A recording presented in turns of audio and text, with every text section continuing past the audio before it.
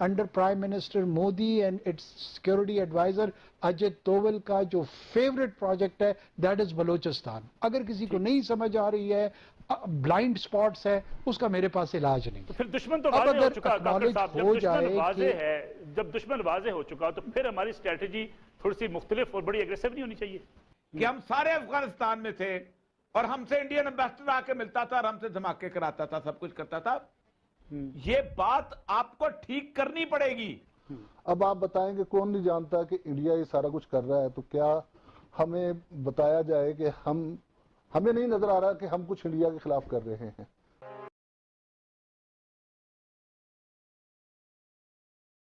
कुछ तो दुश्मन हमारे खिलाफ साजिशों में लगा हुआ है और मुल्क के अंदर बेचैनी फैलाने के लिए हर वक्त कोई ना कोई कोशिश उसकी जारी रहती है, लेकिन कुछ हम अपने साथ खुद भी जुल्म करने के आदी हो चुके हैं।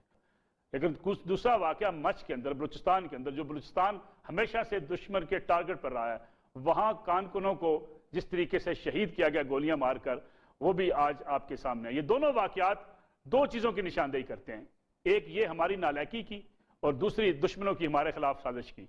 अगर कहीं दुश्मन हमारे खिलाफ साजिश कर रहा है तो हम भी अपने साथ जुल्म करने पर तुले हुए हैं। क्या वो अभी तक एक्नॉलेज कर रही है कि बलूचिस्तान में आपको एक ऑल आउट टेररिज्म का सामना है? आप कभी उसको हम यानी हम सब मिलकर के साथ जोड़ लेते?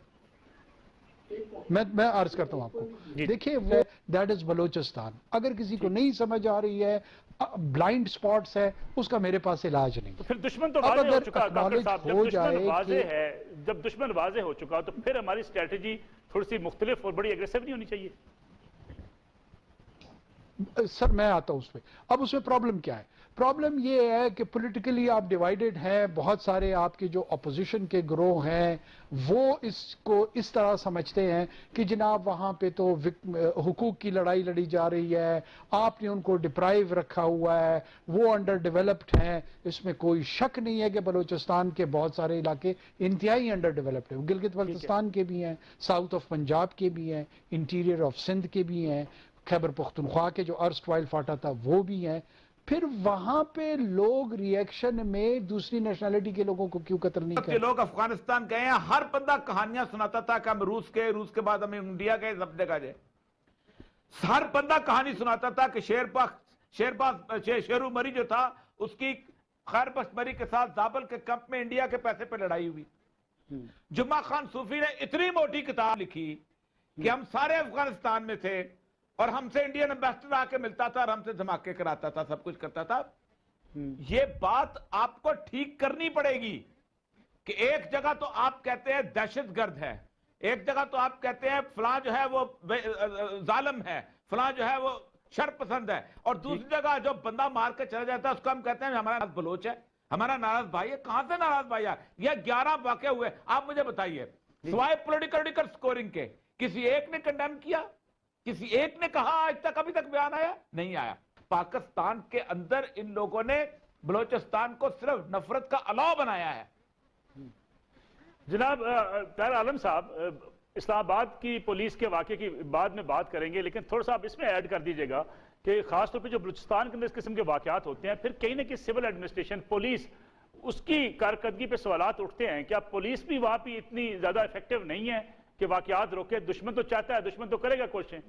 जी जी, इससे पहले मैं ये कहना चाहूंगा कि हमारी पॉलिसी जो है ऑफेंसिव होनी चाहिए, और जो भी लोग इसके पीछे हैं, BLA वगैरह के पीछे, और या जो इंसर्जेंसी है बलूचिस्तान में, जो लोग इसमें मदद कर रहे हैं, चाहे वो इंटरनेशनल एक्टर्स या इंटरनेशनल एलिमेंट्स क्यों नहीं है, हमें उनके खिलाफ ऑफेंसिव पॉलिसी अपनानी होगी।